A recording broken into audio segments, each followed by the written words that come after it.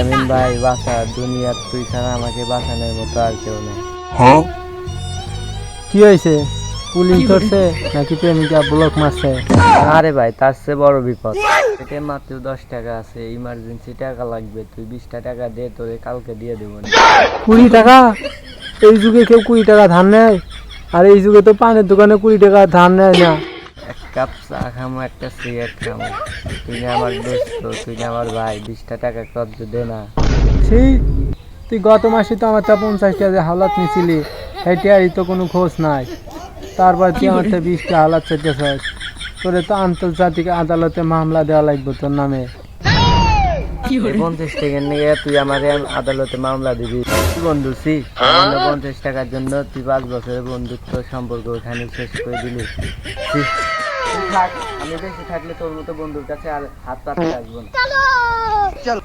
A few moments later.